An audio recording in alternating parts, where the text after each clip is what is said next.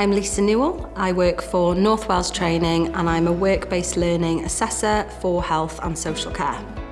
My career in social care started back when I was 18. I left school and I was very determined to become a nurse, and I got a job in the local nursing home. I just loved making a difference to people's lives.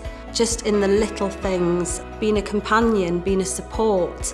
It was originally just as a work experience activity and eventually sign up to do my nursing degree. However, I found my calling. I ended up working in that nursing home, and in that time I was given the opportunity really to do my own work-based apprenticeship qualification.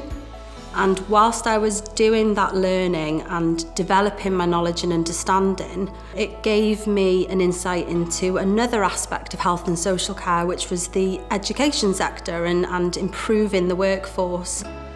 When I started working in my nursing home, I didn't really know anything about work-based learning or apprenticeships. They suit anybody, any age, any sector, and you can come from a background with no formal qualifications, or you can be an academic person, but an apprenticeship will suit you. So to realise that I could still work, earning money, whilst I was learning, and gain that valuable work experience alongside a qualification that was going to add more depth, more understanding into my job role, was really like music to my ears, and I really enjoyed it.